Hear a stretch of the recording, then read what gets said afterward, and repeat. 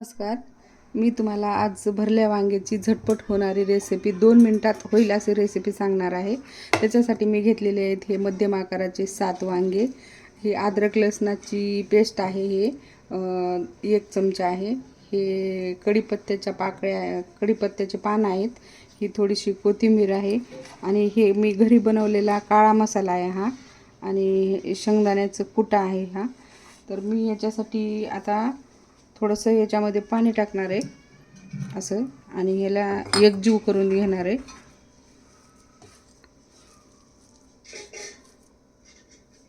थोडंसं पाणी टाकायचं.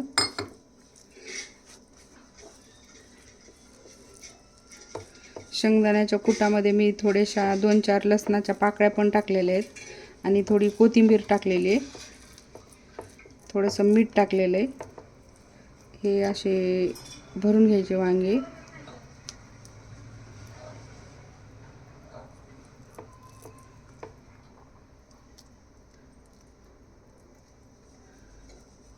एवढं काय जास्त भरावं असं काही नाही आहे, थोडं थोडं भरलं तरी चालते.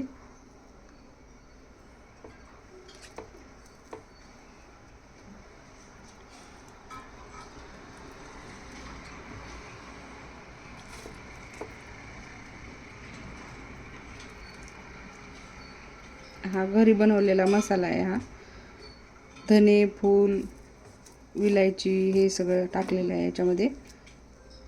प्रत्येकाच्या घरात काळा मसाला असतो.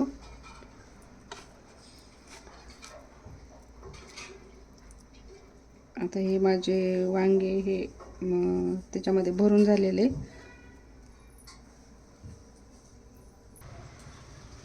आता मी हे कुकर तापायला ठेवलेलं आहे गॅसवर.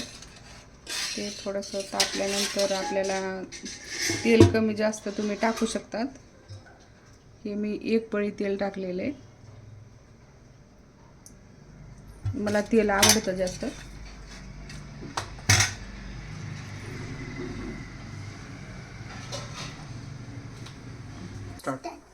आता तेल तापलेलं आहे थोडं. जिरे थोडेसे लालसर झाल्यानंतर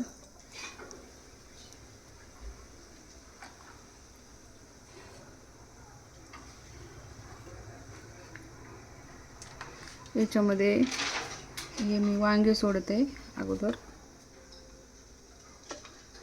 जास्तही गरम होऊ द्यायचं नाही तेल, त्यामुळे वांगे जळतात.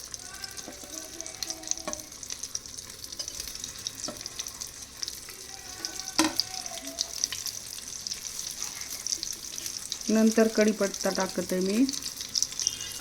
कुणी कुणी अगोदर टाकतं, पण मी नंतर टाकते. अद्रक लसणाची पेस्ट पण नंतरच टाकायची.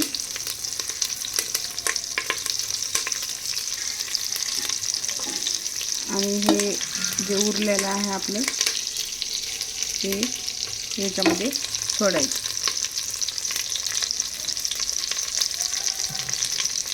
नंतर हलवून घ्यायचं याला.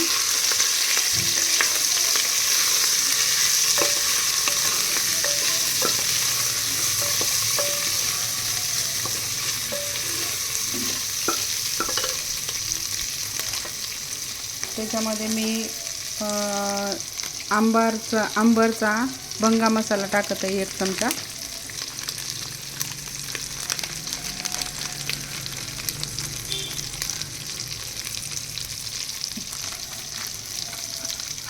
आणि हे एव्हरेस्टचा गरम मसाला टाकते.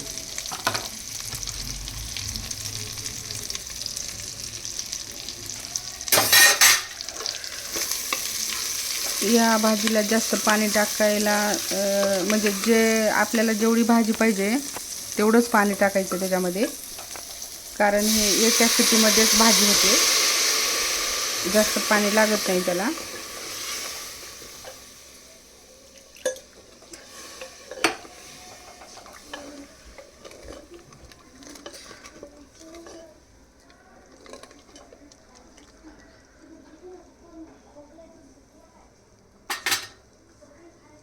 थोडंसं मीठ टाकत आहे.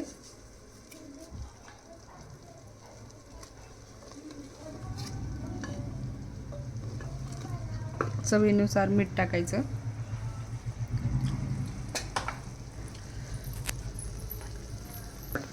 यानंतर लगेच त्याला झाकण लावून घ्या कुकरला.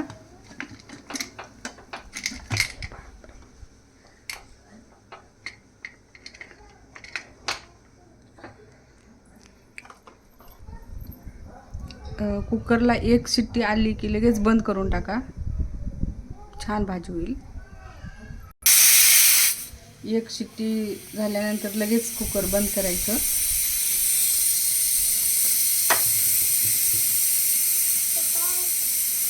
आता 2 मिनिटात होणारी वांग्याची भाजी तयार झालेली आहे आपली.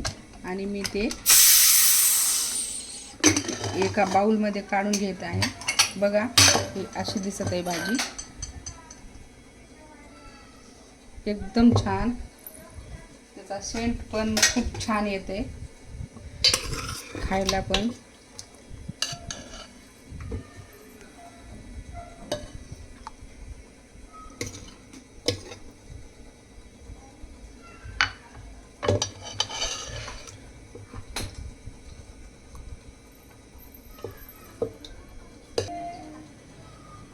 आता याच्यावर मी थोडीशी अशी कच्ची कोथिंबीर टाकणार आहे.